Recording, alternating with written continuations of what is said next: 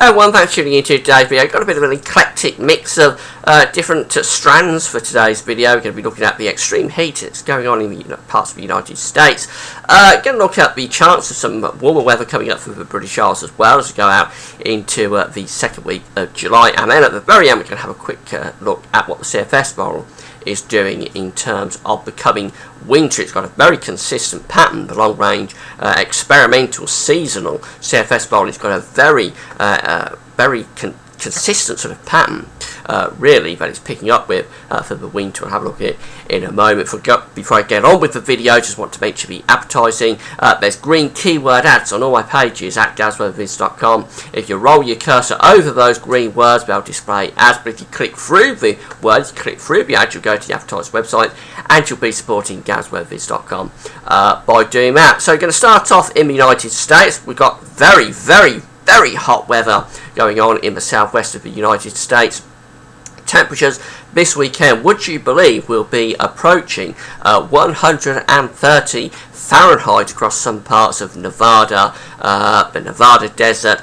We are seeing the all-time global temperature record under threat this weekend. The global temperature record is 130 Fahrenheit, 34 Celsius, which was 54 Celsius, I should say, which was set in the year 1913. So yes, we're going to get very close to it. Whether we quite reach, I don't know. We may stay around 128, 129 Fahrenheit. That's hot enough, of course. But if we get above 100, if we get to 130 Fahrenheit, then we will equal the all-time temperature record. If we get above 130 Fahrenheit, then we're going to beat that record set in 1913. So it'll be one to keep an eye on. This very extreme heat is being indicated here by these very intense and vibrant pink colours. These are temperatures at 850 HPA of 30 Celsius or more, 30 Celsius at 850 millibars. And you think that we consider a real heat wave in this country to be around 15 Celsius at 850 HPA. If we get towards 20 Celsius at 850 HPA, we're getting towards and above 90 Fahrenheit usually. And when we got to 100 Fahrenheit in 2003, August 2003, that was with upper air temperatures of around 20 Celsius at 850 HPA. So this is going well above that. It's going to 30 Celsius and more down in the southwest of the United States. The heat wave is really for Nevada, but it's also for parts of California as well. Going to get some very hot temperatures down in towards New Mexico as well. We'll see some very hot temperatures there. But the peak of the heat, I think, will be in the Nevada desert, and that's where the all-time temperature record was set for the Earth in 1913, and it's where it's likely somewhere around Death Valley is where it's likely, I think, to be beaten, if it's going to be this weekend. So it'll be one to keep an eye on. If it beats it, you'll be hearing a lot about it in the media. Now, coming back to our sort of much cooler, damper, more pleasant, some would say, climate. And we've had a really damp old morning of it in the east. If we have a look at the radar picture, starting at 10 o'clock this morning, it was a very wet scene across much of the east of Scotland, north east, down into the Midlands.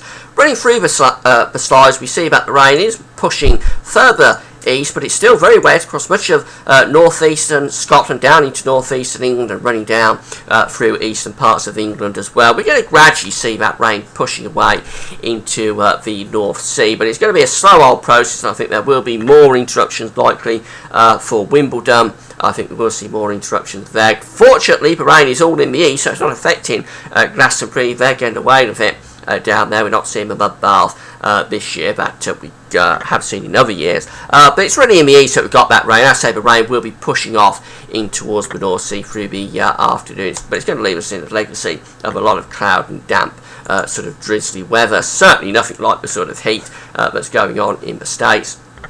Now, moving out beyond that, yesterday I was talking about the chance of the heat wave setting up as we go through in towards the first and second weeks of July, but it was heat wave with a question mark. And I wasn't sure about it. I'm still not sure about it today, actually, because we've still got a discrepancy between the GFS and the ECM WF. If we do get set up a heat wave, don't worry, it'll be nothing like the sort of heat that's going on in the southwest of the States, of course. But it could warm up. But if we have a look at the 500 millibar height anomaly charts, first of all, just to show what's going on. 500 millibar, 18,000 feet is an important area in the atmosphere, because that's where we're getting high pressure and low pressure developing, and so it's high pressure and low pressure areas that run around, moved around by the jet stream running above. That's really what gives us weather.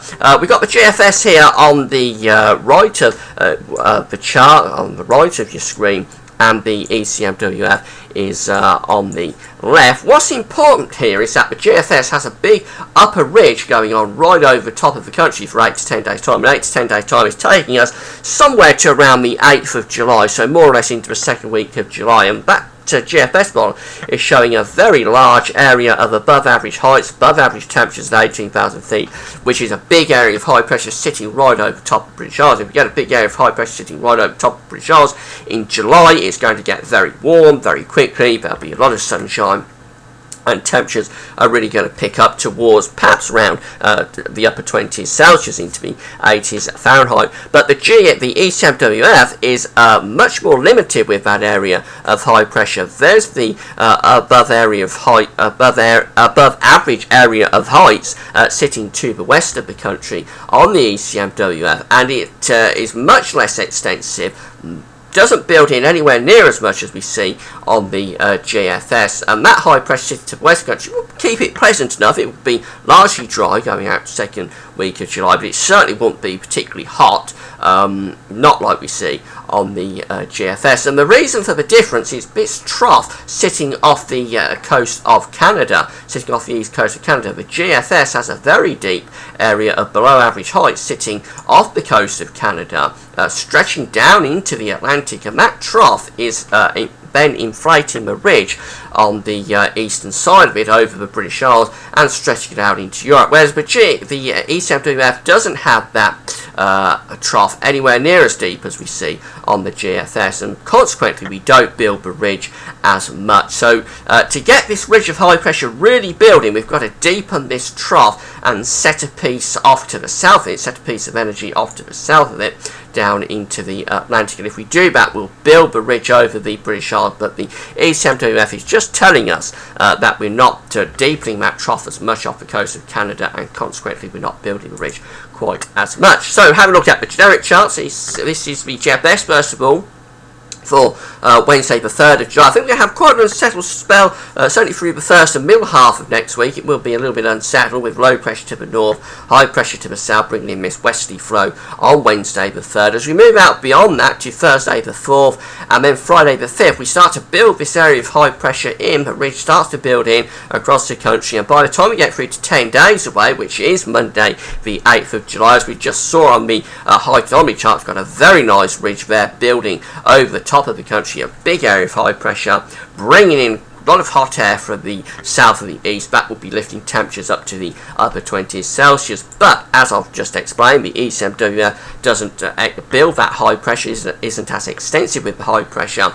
So what we find with the ECM is that again through the middle of next week we've got the low pressure to the north, high pressure to the south, unsettled sort of middle part of next week. We actually deepen that low pressure through to Thursday before, quite a deep low there. We'll be bringing a lot of heavy rain, maybe some gales to the north of the country. And then for Friday the 5th, when the GFS was really starting to build that high pressure in, well, we do get a little bit of a ridge there on the ECM, but it isn't as strong, it isn't as extensive. And as we go out to the 10-day period, which is Monday the 8th of July, again, the idea is that we have built high pressure, but not as much. We aren't building the high pressure in over the country and setting it up around Scandinavia, around Germany. We're not tapping into the heat from the southeast, but this is still pleasant enough. This would be lifting temperatures up to somewhere in the low to mid 20s, and there'd be a nice amount of sunshine with that as well. Very pleasant run from the ECMWF, but doesn't imply that we're likely to be seeing a heat wave in the second week of July, but it's close to it. It's not far away from the GFS. Have a look at the GEM, the Canadian model. Again, middle of next week, got the low pressure to the north, high pressure down to the south.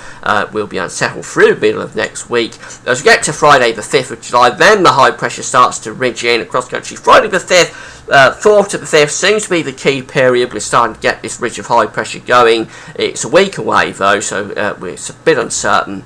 As we get out to 10 days away, which takes us again to Monday the 8th of July, look what the Canadian model does. It builds that high pressure right over the top of the country. So that's very much in line with what we saw on the GFS and the GEM. Very similar. The ECM is less extensive, but really I think we are looking at some very warm weather at least coming up for the second week of July. Whether we'll ever get the high pressure into a position to produce a heat wave, not quite sure about that. E17F has got to come into line before I'd be willing to commit to it too much, but certainly the trends are there between the GFS and the GEM.